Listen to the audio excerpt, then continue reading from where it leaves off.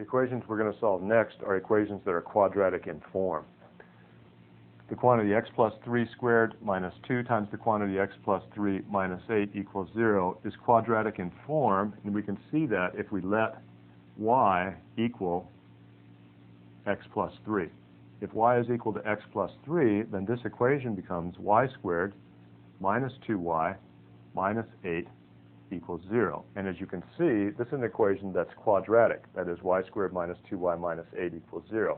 Pretty easy to solve by factoring. Y minus 4 times y plus 2 is equal to 0. So y is equal to 4 when I set this factor equal to 0, and y is equal to negative 2 when I set this factor equal to 0. But now we've let y be equal to x plus 3, so I have to back substitute here in order to find my solutions in terms of x. So I think what I'm going to do is go up over here and do that. I have x plus 3 is equal to 4, which gives me x is equal to 1, and then I have x plus 3 is equal to negative 2, which gives me x is equal to negative 5. So I have two solutions to this equation, x equal 1 and x equal negative 5, and I made this substitution to begin with just so I'd have something that was a little easier to factor. Y squared minus 2y minus 8. There it is in factored form. Here's my solutions in terms of y. I back substitute to get my solutions in terms of x. Here's another example. We want to begin by writing this in standard form. 4x to the 4th plus 7x squared minus 2 is equal to 0. Next, we'll factor it. We could say let y be equal to x squared, and we'd have this 4y squared plus 7y minus 2 is equal to 0. But it's just as easy to leave it in terms of x in this case.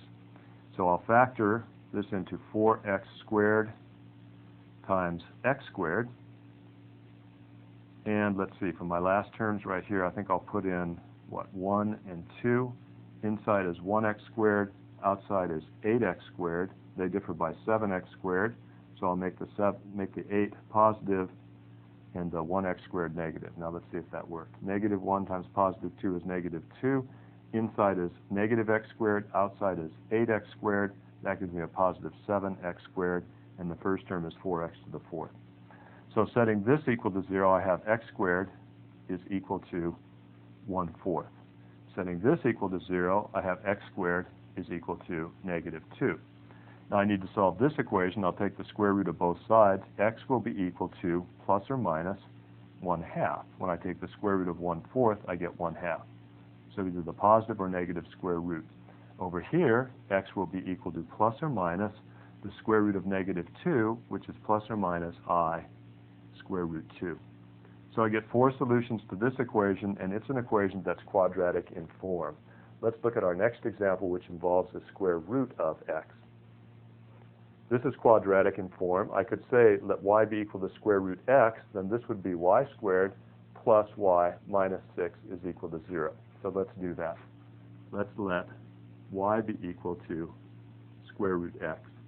Then this equation becomes y squared plus y minus 6 is equal to 0. This I would factor into y plus 3 times y minus 2 is equal to 0, giving me solutions of y equals negative 3 and y is equal to 2. But y was equal to the square root of x, so I have square root x equal negative 3.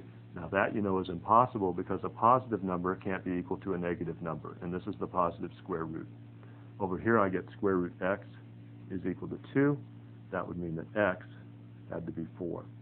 So I get one solution to this equation, and that is x equals 4. It's quadratic in form, and I can see that if I let y be equal to square root x, then I get a quadratic equation right here.